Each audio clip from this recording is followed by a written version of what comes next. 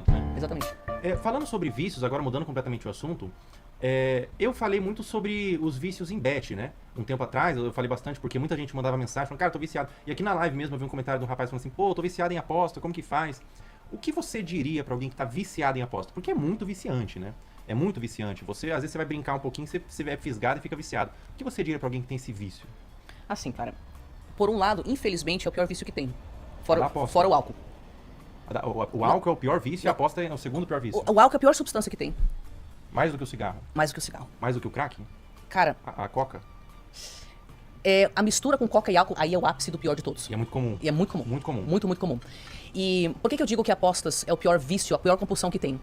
Tem a mais alta taxa de suicídio de todos os vícios. É mesmo? Você não tá entendendo a devastação que é. Tem pesquisa que mostra que até 15 vezes mais a pessoa que tem esse vício tem chances de se auto-aniquilar do que a população em geral.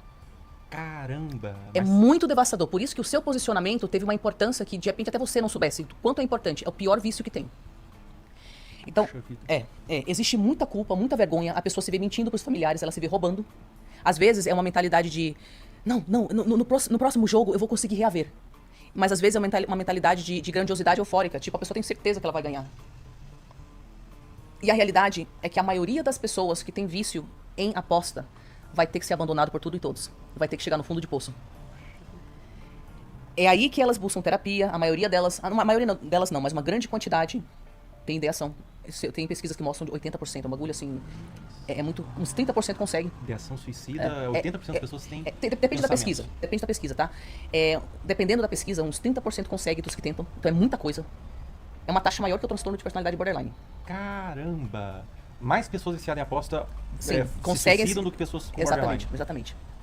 Você entender o nível do negócio, tá? E aí aonde que eu vou puxar? Pra onde que eu vou puxar essa conversa? 90% dessas pessoas têm pelo menos um diagnóstico de transtorno mental que precede a aposta. 60% tem pelo menos 3 diagnósticos de transtornos mentais. O que eu tô falando pra você, se fulano faz aposta, Beltrano faz aposta, por que Beltrano se vicia e fulano não? Lembra que eu te falei que a gente tem experiências que modulam o nosso sistema neurológico de forma que os neurotransmissores que nos ajudariam a, por exemplo, sentir regulação no vínculo, que é algo que diminui minha ansiedade, diminui minha solidão. Aí eu não tenho tanta razão pra buscar euforia fora de mim. Né? Se eu tô num ambiente tranquilo, então a minha endorfina funciona pra diminuir minha dor. Aí eu não tenho tanta razão pra buscar algo fora de mim.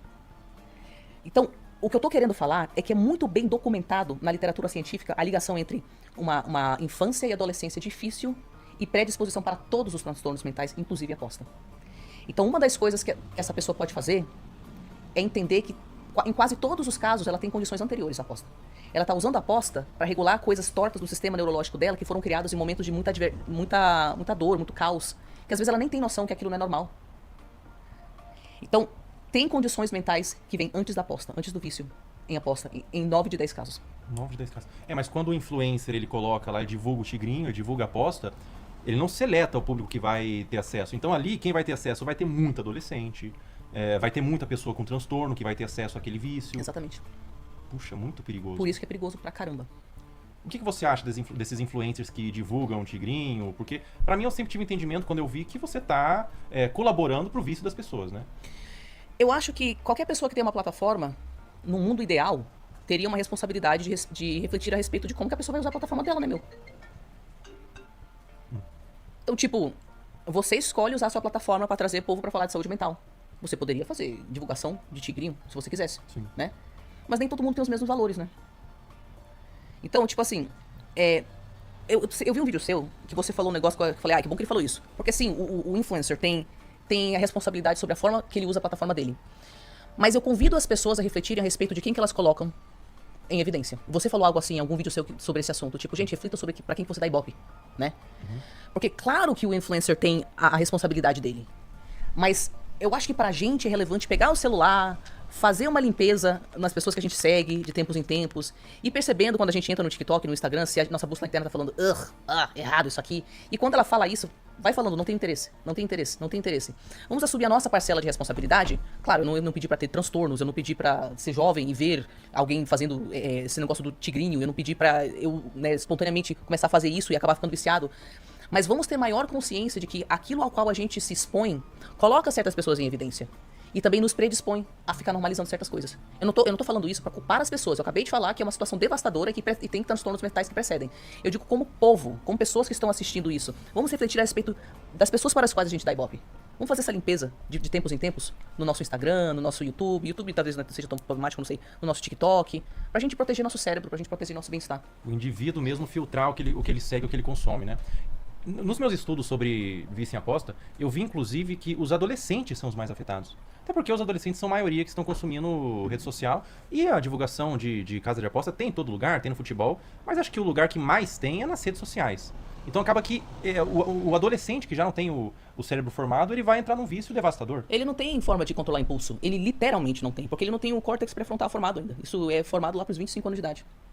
E outros grupos que também têm questões com impulsividade, como bipolares, borderlines, TDAHs, também vão ter maior predisposição para ter essas dificuldades. O que você diria para alguém que tá viciado em aposta ou em outro vício? Que tá com vício e não consegue sair, que tem aquela vontade aqui. Não, só mais um pouco. O vício tem muito esse ciclo, né? Só mais uma vez. Só mais um pouco. Na aposta mesmo. Ganhei um pouquinho, pô, dá pra ganhar. Então vou tentar um pouco pra ganhar um pouco mais. Eu perdi, não, agora eu vou recuperar. E daí tá dormindo ali, começa a se coçar. Cara, são 3 da manhã, eu sei, eu tenho que dormir, eu tenho que trabalhar amanhã. Mas só mais um pouquinho aqui, porque às vezes eu consigo recuperar aquele valor que eu perdi. Quem tá nesse ciclo do vício, o que você diria pra uma pessoa assim? Assim, duas coisas. Primeiro que a realidade é que às vezes não interessa o que a gente fala. Até a pessoa chegar no fundo de poço dela. Porque a dor de permanecer naquele lugar tem que ser maior do que a dor de passar pelo processo de transformação. E às vezes a pessoa só chega nisso quando ela tá lá no fundo do poço mesmo, tá? Perdeu tudo, perdeu família. Inclusive para narcisistas, geralmente é aí que eles buscam terapia de fato, né? É quando eles perderam todo mundo. Porque podem ter tentado terapia 10 milhões de anos, mas quando eles perderam todo mundo, aí a dor de não se transformar é maior do que a dor de se transformar, né? Mas o que eu convido as pessoas a refletirem é o seguinte, lembra aquilo que a gente estava falando sobre, você tem os flashbacks. Esses flashbacks são as dores que reativam um trauma anterior. Você volta para aquele lugar. Você desenvolveu comportamentos para lidar com essa dor. Um desses comportamentos pode ser um vício, ou não falar não para as pessoas. Eu convido as pessoas a refletirem a respeito de qual é o gatilho logo antes. Porque tem alguma coisa emocional que é tão devastadora para você, pode ser solidão, pode ser vazio, pode ser pânico, tá? Pode ser sensação de abandono. Pode ser sensação de ser inadequado, de ser uma aberração. Tem alguma emoção que com a qual você não sabe lidar. E é por isso que teu cérebro tá falando, perigo, perigo, ativa aí um negócio que libera dopamina, que libera, você entendeu? Porque teu cérebro tá tentando colocar alguma coisa que vai te dar aquele alívio naquele momento, mas aqui a longo prazo só vai te ferrar, né? Então quanto mais a pessoa faz esse trabalho de pausar. E eu sei que, tipo, eu tô falando isso pro vento às vezes, sabe? Dependendo de onde a pessoa estiver. Por isso que eu falo, às vezes ela vai ter que chegar no fundo de poço. Mas ela vai perceber em algum momento, quando ela começar a se tratar, que tem um gatilho anterior. E pode chegar no momento que é qualquer coisa. Tédio. Opa. Tesão. Vou pra lá. Mas tem alguma emoção que provavelmente foi o início de alguma coisa, um pânico. Eu fumava muita maconha, antigamente. Maconha. Hoje eu tô sóbria. Mas quando eu percebi qual que era o gatilho anterior, sempre tinha um gatilho anterior. E o gatilho é quando eu sentia pânico. Eu começava a catastrofizar e meu nível de ansiedade aumentava pra um pico que eu pensava, meu Deus, eu não vou aguentar. E era em um período onde eu tinha cortado contato com a minha mãe, eu não tinha mãe nem pai, nem amigos, nem contato com as minhas irmãs, então eu me sentia absolutamente sozinha no mundo e eu prometi pra mim mesma que eu nunca ia voltar pra casa, então se eu precisasse dormir na rua eu ia fazer isso. Então aquilo gerava tanta ansiedade dentro de mim que algo dentro do meu cérebro falava, tá bom, vai lá. Porque o nível de pânico que eu sentia ativava a necessidade de ter esse conforto. Então explore o que é isso que vem antes do gatilho.